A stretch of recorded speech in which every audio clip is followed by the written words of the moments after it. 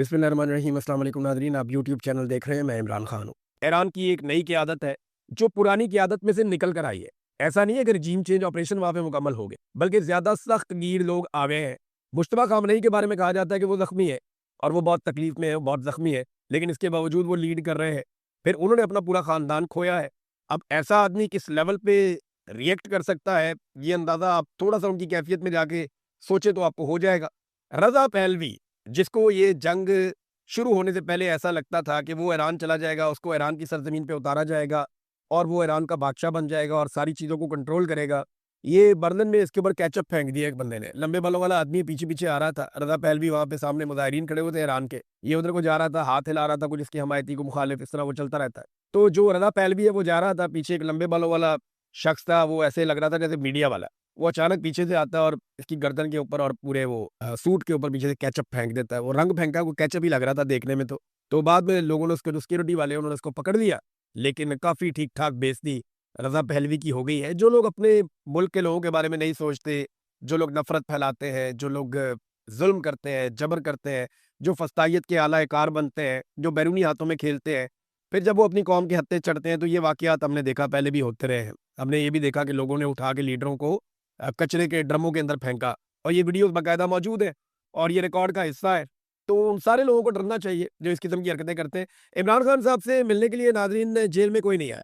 इमरान खान साहब इस वक्त पाकिस्तान की मिलिट्री एस्टेब्लिशमेंट की शदीद मुखालफत की वजह से जेल काट रहे हैं। उन्हें कैदी तन्हाई में रखा गया है, किसी से उनकी मुलाकात नहीं होने दी जा रही। फ़हीम अख्तर मलिक साहब की रिपोर्ट, उसके मुताबिक इमरान खान साहब को जेल में मिलने एक मरतबा फिर कोई नहीं आया। जो नाम दिए गए थे, 6 नाम, उनमें सेनेटर फलकनाज़ चित्राली, फ़ज़ल इलाही, एहतशाम खान, सरदार गुलाम अली असगर खान लहरी और सैयद नसीमुल्लाह आगा और चौधरी जावेद अख्तर गुज्जर के नाम शामिल थे। और कोई भी पार्टी रहनुमा मुलाकात के लिए जेल नहीं पहुंचा। 2.5 साल के दौरान ये तीसरी मरतबा है कि इमरान खान से मुलाकात के लिए कोई रहनुमा अडयाला जेल नहीं आया, जबकि गुज़िश्ता जुमेरात को भी कोई रहनुमा मुलाकात के लिए अडयाला जेल नहीं पहुंचा था। ये है नाज़रीन इमरान खान साहब से मिलने वाले और उनकी पार्टी की सूरत हाल। अब ज़रा मैं आपको एक, नाज़रीन मैंने वीलॉग करना है और पूरा वीलॉग इस चीज़ के ऊपर होगा कि क्या पाकिस्तान के जो हालात ख़राब है आज, उसके लिए यूट्यूबर ज़िम्मेदार है। ये हर चौथे दिन कोई ना कोई नमूना उठा के खड़ा कर देते हैं, जो आकर कह देता है जनाब यूट्यूबर ने ये कर दिया, सोशल मीडिया ने ये कर दिया, सोशल मीडिया ने पाकिस्तान बर्बाद कर दिया। आज जो कुछ भी इमरान खान के साथ या पाकिस्तान के साथ हो रहा है उसके लिए रिस्पॉन्सिबल सोशल मीडिया है। एक अलग वीलॉग करता हूँ, वो वीलॉग आप देखिएगा, आपको हर सवाल का जवाब ना सिर्फ मिलेगा, बल्कि आपको एक रेडीमेड रैप्टा मिल जाएगा, चपेट। जो भी आज के बाद ये बात करे तो आपने उसके रख के मारनी है कि जनाब ये क्या बकवास है आप डाल रहे हैं इनके ऊपर। मैं इसके ऊपर पूरा एक वीलॉग करूंगा, सारे हकायक आपके सामने रखूंगा, इस प्रोपेगेंडा का तोड़ मैं आपके सामने रखूंगा। लेकिन इससे पहले नाजरीन, मैं छोटी-छोटी 3-4 खबरें हैं आपके सामने रखूंगा, पाकिस्तान के ऊपर किस तरीके से एहसान किया गया और ये नवाज शरीफ ने और शहबाज शरीफ ने और मिलिट्री एस्टेब्लिशमेंट ने मिलकर किया। इसमें जरदारी साहब या पीपल्स पार्टी ने भी अपना हिस्सा डाला है। जिन लोगों ने मुफ्त बिजली देनी थी, जरा बिजली की सूरत हाल आप चेक करें। ये एक बिल मैं आपके सामने रख रहा हूँ, ये 36 यूनिट का बिल है। ये आप यूनिट जाके पढ़ लें, इसके ऊपर 36 यूनिट लिखे और ये बिल जो है ये 4,382 रुपए है। 4,382 रुपए को अगर आप 36 पर तकसीम करें तो फी यूनिट जो बिजली का बिल बनता है वो 120 रुपए से ज़ायद। आप अंदाजा करें, 120 रुपए का यूनिट पड़ रहा है आम आदमी को, जिसने 100 यूनिट भी इस्तेमाल नहीं किए। यानी आप 36 यूनिट इस्तेमाल करें, आपको 120 रुपए से महंगा यूनिट पड़ गया। एक और बिल दिखाते हैं। मरियम नवाज ने मुफ्त बिजली देनी थी ना, अब आप ये चेक करें। ये अप्रैल का बिल है, 168 यूनिट का बिल है। 168 यूनिट, 200 यूनिट भी पूरे नहीं हुए। मरियम नवाज ने 300 यूनिट तक का बिल मुफ्त करना था, ये 168 यूनिट है। अच्छा जनाब, अब ये है जनाब 10,765 रुपए बिल आया। अब इसके अंदर 168 यूनिट इस्तेमाल हुए, बिजली की कीमत इसमें 6,035 रुपए है। इसके अंदर फिक्स चार्जेस डाल दिए 2,274 रुपए, फ्यूल प्राइस एडजस्टमेंट डाल दी 212 रुपए, एफसी सरचार्ज डाल दिया 542 रुपए, फिर टैरिफ एडजस्टमेंट डाल दिया 58 रुपए, जीएसटी डाल दिया 1,604 रुपए, टोटल फ्यूल एडजस्टमेंट डाल दी 250 रुपए और टोटल बिल बन गया 10,765 रुपए। ये 10,765 रुपए को अगर आप तकसीम कर दें 168 यूनिट के ऊपर, तो भी यहाँ पे जो यूनिट की कीमत बन रही है 64 रुपए बन रही है। आप अंदाजा करें कि 64 रुपए से 120 रुपए तक का यूनिट आम आदमी, और ये 200 यूनिट से कम वाले बिल हैं जो मैंने आपको दिखाए हैं, ये इन्होंने पाकिस्तान के साथ किया। और अब और क्या करने जा रहे हैं, सोलर एनर्जी। यानी ये होता है ना, पाकिस्तान के अंदर धूप निकलती है पूरा साल, तो आपके पास एक मार्जिन है कि आप सोलर लगवाएं अपने घर के अंदर और आप उससे बिजली पैदा करें اور جو اضافی بجلی آپ پیدا کریں اس سے آپ اپنے بجلی کے بل کو کم کر سکتے ہیں. یہ ایک سہولت ہے. حکومت نے ماضی میں کہا کہ جو لوگ اپنے یہاں سولر لگائیں گے، کیونکہ دھوپ کے اوپر سورج تو سب کے لیے ہے نا، اس کے اوپر تو ٹیکس نہیں لگ سکتا. تو ماضی میں حکومت نے کہا کہ جو لوگ سولر لگائیں گے وہ بجلی حکومت کو بیچ بھی سکتے ہیں. وہ معاہدہ پہلے خراب کر دیا. اور اب انہوں نے ایک اور کام کر دیا ہے. وہ یہ کہہ رہے ہیں، وزارت توانائی نے کہا کہ سولر سسٹم لگانے والے تمام صارفین کے لیے نیپرا سے لائسنس لینا لازمی ہے. یعنی اب اگر آپ نے اپنے گھر کے اوپر سولر لگانا ہے، یا اپنے فارم ہاؤس پہ، یا اپنی جھونپڑی پہ، یا اپنی جھگی پہ، کسی جگہ پہ بھی اگر آپ نے اپنا سولر لگانا ہے تو آپ کو پہلے نیپرا سے پرمیشن لینی پڑے گی، اور آپ کو ایک نئے ٹیکس نیٹ میں آنا پڑے گا تاکہ آپ حکومت کو پیسہ دیں. اور حکومت یہ کیوں کر رہی ہے پتہ ہے آپ کو؟ جب لوگ سولر سے بجلی بنائیں گے تو پھر آئی پی پیز کی بجلی کون خریدے گا؟ اور جب آئی پی پیز کی بجلی آپ نہیں خریدیں گے تو ان کا جواز ختم ہو جائے گا. پھر وہ قوم کی جیب کیسے کاٹیں گے؟ تو آئی پی پیز کو سہارا دینے کے لیے، آئی پی پیز کی جیب میں پیسہ ڈالنے کے لیے اس فراڈ حکومت نے سولر کے اوپر بھی ایک اور پابندی لگا دی ہے. یعنی آپ حکومت سے بجلی خریدیں گے آپ مجبور، آپ مہنگی بجلی خریدیں گے آپ مجبور، آپ جتنی بجلی خریدیں گے اس سے 3 گنا پیسہ دیں گے آپ مجبور ہیں. اور یہ زیادتی لگاتار پاکستان کے ساتھ کی جا رہی ہے. ہم 2000 ارب سے زائد، ہم غریب ملک ہیں، 2000 ارب روپے سے زائد پیسہ ہم دے دیتے ہیں صرف ان کمپنیوں کو. صرف ان کمپنیوں کو ہم یہ پیسہ دے دیتے ہیں آئی پی پیز کو، کیونکہ نواز شریف اور شہباز شریف نے اور ملٹری اسٹیبلشمنٹ نے ان کے ساتھ معاہدے کر رکھے تھے، اور ان کے فرنٹ مینوں کے یہ سارے کے سارے منصوبے ہیں. اب یہ پیسہ ان کے گھروں میں جا رہا ہے، تو یہ چاہتے ہیں کہ آئی پی پیز ہمیشہ چلتے رہے، ہمیشہ چلتے رہے، ان کی دہاڑی لگتی رہے اور قوم کی جیبیں کٹتی رہے. یہ ہے طریقہ واردات جو یہ ہمیشہ سے کرتے ہیں. انہوں نے ایک پاور پلانٹ لگایا تھا، نندی پور پاور پلانٹ. میں ابھی آپ کو سائیوال پاور پلانٹ کا بھی بتاؤں گا جو کول پاور پلانٹ انہوں نے لگایا تھا. اس وقت میں نے شہباز شریف کو ذاتی حیثیت پہ منع کیا تھا کہ یہ کام مت کیجیے، لیکن ایسی تباہی پھیری انہوں نے، کیونکہ ایکسپرٹس کی رپورٹس آ رہی تھی، میں نے ساری اسٹڈی کی تھی، ہر چیز لا کے ان کے سامنے شہباز شریف کے رکھی تھی، لیکن وہ نہیں مانا نا، پیسہ بہت تھا. اب نندی پور پاور پروجیکٹ انہوں نے لگایا، صرف 95 میگا واٹ بجلی بنی ہے اس سے، بس صرف اس سے 95 میگا واٹ بجلی انہوں نے پیدا کی، اور ایک ہی مرتبہ پیدا کی. 4 دن کے بعد جناب یہ پاور پلانٹ بند ہو گیا. ان کی نااہلی کی وجہ سے یہ پاور پلانٹ بند ہو گیا اور یہ آج تک بند پڑا ہے. اپنی جان بچانے کے لیے انہوں نے اس کے ریکارڈ کو آگ لگا دی، اور جو اس کا انچارج تھا اس کو صدارتی ایوارڈ بھی دے. اندازہ کریں، یہ ہے ناظرین ان کا کام. انہوں نے قوم کو، ملک کو ایسے لوٹا ہے کہ جیسے کوئی ڈاکو بھی نہیں لوٹتا، جو انہوں نے اس ملک کے ساتھ کر دیا. نیکسٹ ویلاگ میں اور کچھ چیزیں آپ کو بتاؤں گا. اب تک کے لیے اتنی، اپنا خیال رکھیے گا، اپنے چینل کا بھی. اللہ حافظ. بسم اللہ الرحمن الرحیم. السلام علیکم ناظرین، آپ یوٹیوب چینل دیکھ رہے ہیں، میں عمران خان ہوں. ناظرین، فائنینشیل ٹائمز نے ایک آرٹیکل لکھا ہے، پاکستان میں بہت سارے ٹاؤٹس جو ہیں وہ اس کے اوپر پل پڑے ہیں اور بہت غصے میں ہیں، لیکن بات ٹھیک ہے. یہ ڈیفرنٹ لوگوں کے حوالے سے اس آرٹیکل میں کچھ چیزیں بتائی گئی ہیں، اور جو مین نقطہ ہے وہ یہ ہے کہ پاکستان ثالثی کروانے میں مکمل طور پہ کامیاب کیوں نہیں ہو پا رہا. تو پاکستان کی جو سب سے بڑی کمزوری جس کی یہاں پہ نشاندہی کی گئی ہے، اس سے پہلے میں یہ بات کئی مرتبہ کہہ چکا ہوں، اور میں جب بھی یہ بات کرتا ہوں تو پاکستان کے اندر لوگ رولا ڈال دیتے ہیں. اب یہ عالمی میڈیا بھی یہی بات کر رہا ہے، اور یہ امریکن میڈیا ہے، فائنینشیل ٹائمز یہ بات کر رہا ہے.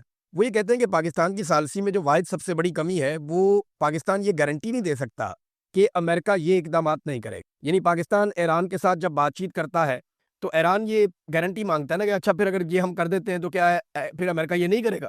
تو پاکستان یہ گارنٹی دینے کی پوزیشن میں نہیں ہے کہ فلاں فلاں فلاں چیز، یا اے بی سی چیز، یا ایکس وائی زیڈ کوئی چیز یہ امریکہ نہیں کرے گا، ہم یہ گارنٹی دیں. اور اگر وہ یہ کرے گا تو ہم آپ کے ساتھ کھڑے ہو جائیں گے. پاکستان یہ بھی نہیں کہہ سکتا، تو پوزیشن بڑی کمزور ہے.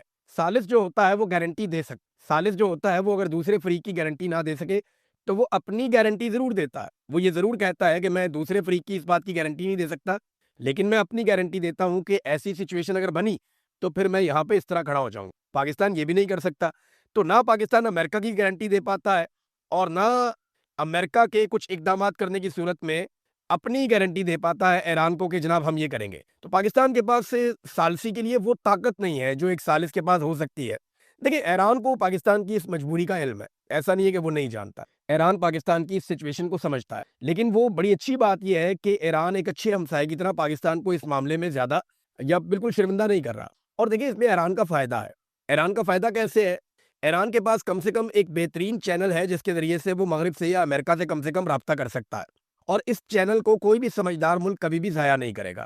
لہٰذا ایران کے لیے پاکستان ایک موقع کی طرح ہے. آج اگر پاکستان گارنٹی نہیں دے پاتا، لیکن ایک بات کی تو گارنٹی ہے کہ پاکستان ایک چینل کے طور پہ موجود رہے گا جو امریکہ اور ایران کے بیچ میں رابطے کروا سکتا ہے. یہ تو ایرانی بھی جانتے ہیں کہ پاکستان کا موجودہ رجیم، یا اس سے پہلے والی بھی پاکستان کی جتنی بھی اسٹیبلشمنٹ ہے، ان کا جو عسکری قبلہ ہے وہ پینٹاگون ہے، اور وہ پینٹاگون کے اشاروں پہ چلتے ہیں، یا وہ چلتے ہیں امریکن اشاروں پہ، تو وہ اسی طرح چلیں گے، یہ ایرانی بھی جانتے ہیں۔ لیکن ان کے لیے اچھی بات یہ ہے کہ پاکستان ایک بیچ میں ایسا چینل ہے جہاں پہ بات چیت ہو سکتی ہے۔ گارڈین نے ایک آرٹیکل لکھا، پاکستان کی پوزیشن بڑی آکورڈ ہے۔ دا گارڈین نے ایک آرٹیکل لکھا اور اس نے بتایا کہ اسلام آباد کو لگ بھگ ایک پنجرا بنا دیا گیا ہے۔ یہ آرٹیکل میں آپ کو پڑھ کے سناتا ہوں، اس کی کچھ چیزیں میں نے ٹرانسلیٹ کر کے یہاں رکھی ہیں، آپ یہ آرٹیکل پڑھیں گے سنیں گے تو آپ کو آئیڈیا ہوگا۔ انہوں نے کہا کہ جیسے کسی پنجرے میں رہ رہے ہوں، اسلام آباد لاک ڈاؤن میں محصور شہر، یعنی امریکہ ایران مذاکرات کا منتظر، تو اسلام آباد ایسے جیسے کسی آپ پنجرے میں رہ رہے ہوں۔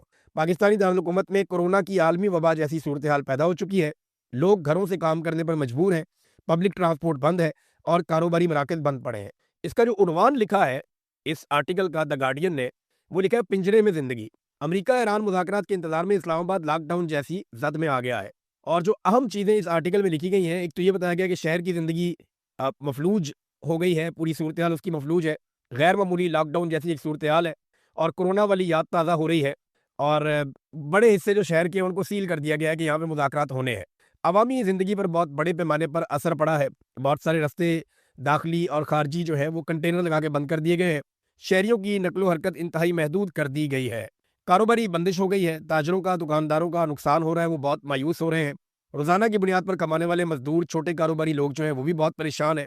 سیکیورٹی کے سخت انتظامات کیے گئے ہیں، ہزاروں کی تعداد میں سیکیورٹی اہلکار تعینات ہے، ریڈ زون اور اس کے اطراف کے علاقوں کو مکمل طور پہ عام شہریوں کے لیے ممنوعہ قرار دے دیا گیا ہے تاکہ مذاکرات کے لیے آنے والے غیر ملکی وفود کا فول پروف سیکیورٹی فراہم انہیں کی جا سکے۔ شہریوں کا رد عمل جو ہے وہ بڑا سخت ہے، اور وہ پنجرے میں قید ہونے سے اس کو تشبیہ دے رہے ہیں۔ ان کا یہ کہنا ہے کہ سفارتی کوششیں اپنی جگہ اہم ہیں، لیکن پورے شہر کی زندگی کو اس طرح مفلوج کر دینا انسانی حقوق اور روزمرہ کی ضروریات کے خلاف ہے۔ دیکھیں پوری دنیا کے اندر اس طرح کے ایونٹس ہوتے ہیں، امریکہ میں ساری دنیا جاتی ہے، دنیا کے ممالک میں بہت سارے ممالک بھی جاتے ہیں، پاکستان میں OIC بھی ہوا تھا، لیکن اس قسم کی صورتحال تو پیدا نہیں کر دی جاتی کہ آپ کئی ہفتے تک اپنا ملک ہی بند کر دیں۔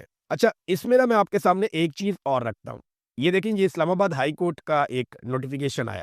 یہ نوٹیفیکیشن یہ بتاتا ہے کہ عدالت بند رہے گی، کیونکہ ریڈ زون کے اندر جو ہے وہ سیکیورٹی کے انتظامات ہوئے ہیں، اور یہی جو مذاکرات کی کوشش کی جا رہی ہے، ابھی تک مذاکرات کرنے والے تو پہنچے نہیں، لیکن کئی دنوں سے اسلام آباد بند ہے، راولپنڈی بند ہے، داخلی اور خارجی رستے بند ہیں۔ وہ کہہ رہے ہیں جی اس سچویشن کے تحت چیف جسٹس جو ہے انہوں نے یہ فیصلہ کیا ہے کہ عدلیہ کام نہیں کرے گی۔ عدلیہ پہلے بھی کون سا کام کر رہی ہے، لیکن نظام انصاف انہوں نے آٹو پہ چلا دیا ہے، اور وفاقی آئینی عدالت اور اسلام آباد ہائی کورٹ بھی چوتھے دن پھر بند رہے گا۔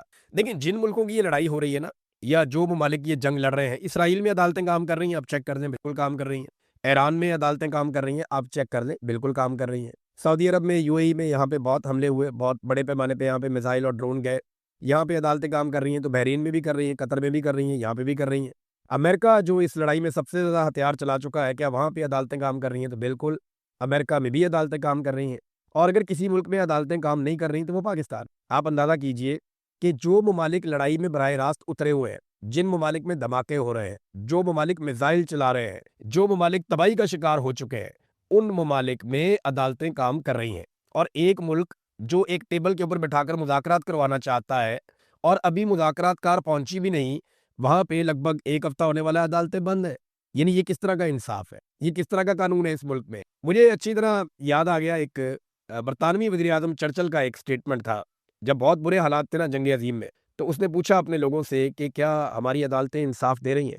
کتنا زبردست سوال کیا کہ اگر ہماری عدالتیں انصاف دیتی رہیں ہمارے شہریوں کو تو ہم لڑائی نہیں ہار سکتے۔ تو پاکستان کے اندر تو حالات یہ ہیں کہ عدالتوں میں انصاف ناپید ہو چکا ہے، پاکستان کی ملٹری اسٹیبلشمنٹ نے ساری عدالتوں کو جکڑ کے قابو کر لیا ہے، اب عدالت نام کی چیز تو پاکستان میں رہی کوئی نہیں۔ ناظرین، کچھ بڑی اہم خبریں میں نے آپ کو دینی ہے، اس میں ایک تو یہ ہے کہ ناکہ بندی کے باوجود اب تک ایسوسیٹڈ پریس، یہ ایک بہت بڑی ایجنسی ہے، نیوز ایجنسی، اور انٹرنیشنل لیول کی ہے، اس نے یہ دعویٰ کیا کہ ناکہ بندی سے لے کر اب تک 10 ملین بیرل تیل خلیج فارس سے باہر نکل۔ اب امریکہ کی ناکہ بندی کس کام کی؟ اگر 10 ملین بیرل تیل یہاں سے نکل گیا ہے۔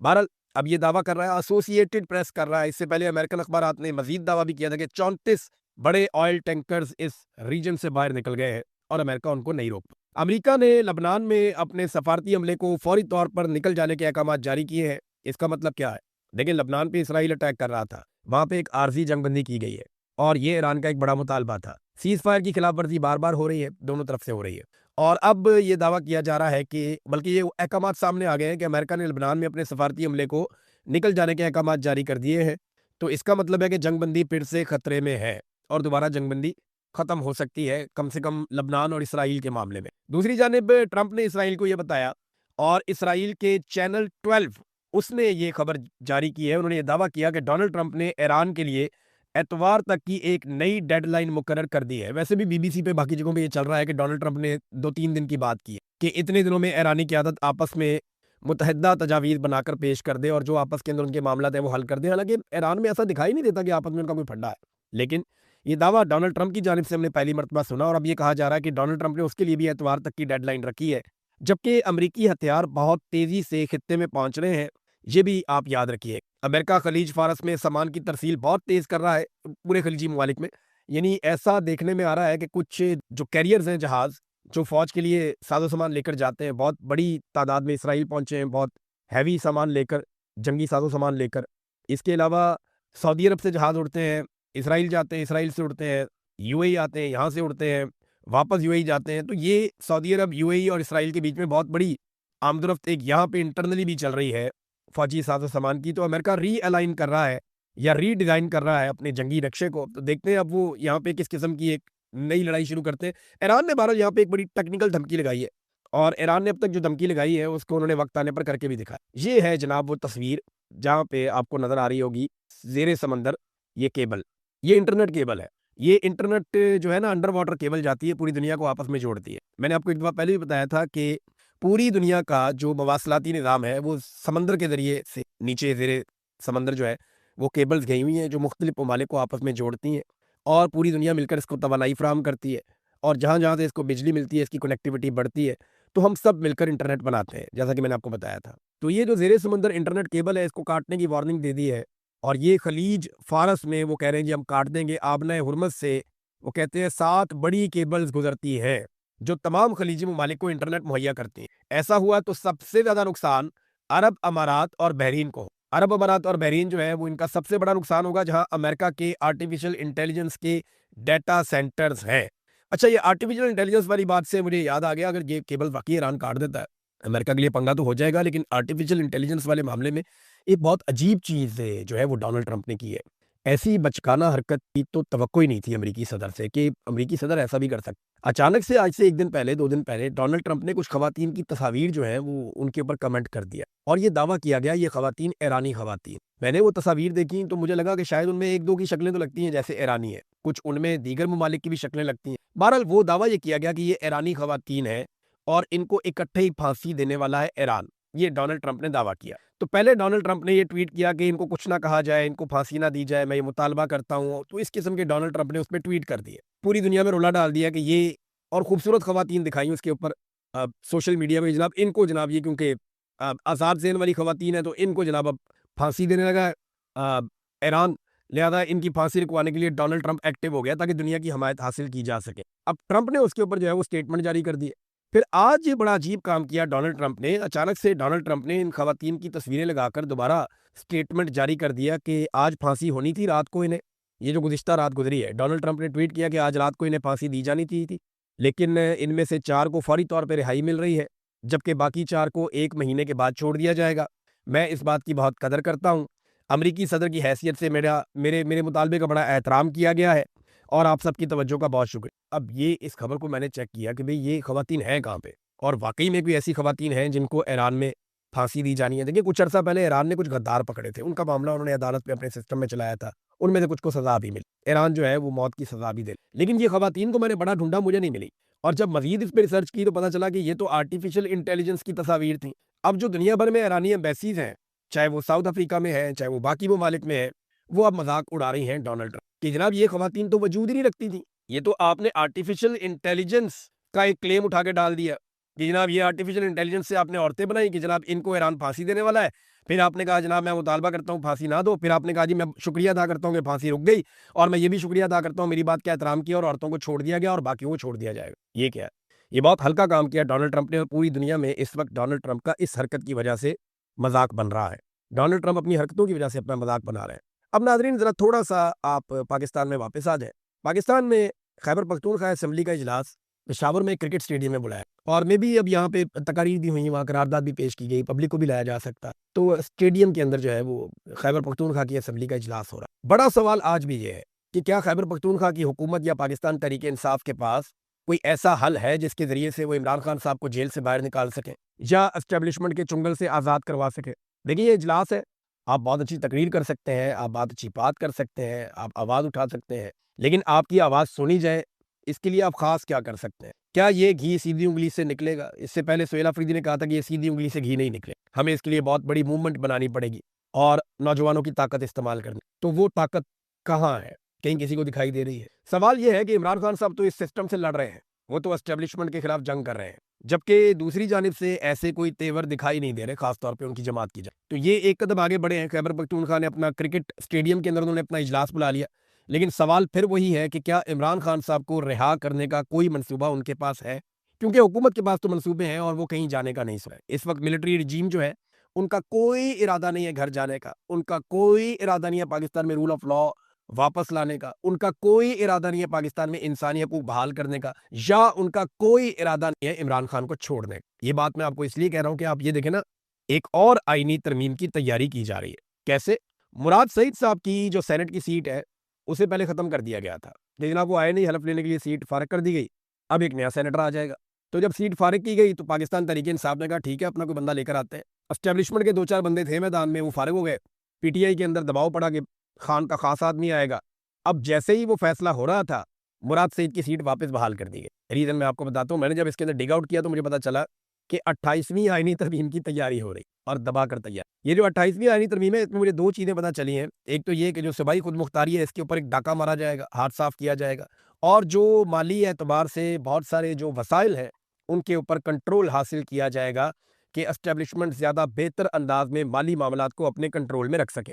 تو اس کے لیے ایک 28ویں آئینی ترمیم تیار کی جا رہی ہے۔ تو مراد سعید کی وہ جو ایک انہوں نے کہا جب فارغ کر دیں ان کو، ان کی سیٹ جو ہے وہ چلی گئی تھی، وہ سیٹ اب اس لیے واپس آ گئی ہے کہ مراد سعید ووٹ ڈالنے تو آ نہیں سکتا، اور اگر کوئی اور آئے گا تو وہ تو موجود رہے گا، اس کا نمبر گنا جائے گا، لہذا سینٹ کے اپنے نمبر شمبر انہیں پورے کرنے ہوتے ہیں، پتہ نہیں کن چکروں میں یہ ہر وقت رہتے ہیں، کیلکولیشن ہی کرتے رہتے ہیں، اور یہ کیلکولیشن ہی میں رہ جائیں گے، یہ اپنے پیسے گنتے رہ جائیں گے، اپنے دن گنتے رہ جائیں گے، اپنے اقتدار کے سال گنتے رہ جائیں گے، یہ انہی کیلکولیشنوں میں رہ جائیں گے اور پاکستان خمیازہ بھگتتا رہے گا۔ نقصان ایک عام پاکستانی کا ہوتا ہے جو بھی یہ کرتے ہیں، اور اب ایک مرتبہ پھر یہ 28ویں آئینی ترمیم کے چکر میں پڑے ہیں۔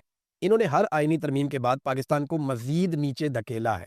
میں امید کرتا ہوں کہ پاکستانی کبھی تو ان کا ہاتھ روکیں گے، ایک دن تو پاکستانیوں کو ان کا ہاتھ روکنا پڑے گا، آج نہیں، کل نہیں، 10 سال بعد نہیں، 20 سال بعد نہیں، ایک دن آئے گا کہ پاکستان کو ملٹری اسٹیبلشمنٹ کا ہاتھ روکنا پڑے گا۔ اور یاد رکھیے گا جس دن پاکستانیوں نے ملٹری اسٹیبلشمنٹ کا ہاتھ روک لیا اور پاکستان سیاستدان چلانا شروع ہو گئے، تو چاہے وہ سیاستدان کتنے بھی بڑے ہو، کتنے بھی فارغ ہو، کتنے ہی نالائق ہوں، ایک بات یاد رکھیے گا، اس دن پاکستان ٹیک آف کرنا چاہیے۔ اب تک لیے اتنے ہی، اپنا خیال رکھیے گا، اپنے اس چینل کا بھی۔ اللہ حافظ۔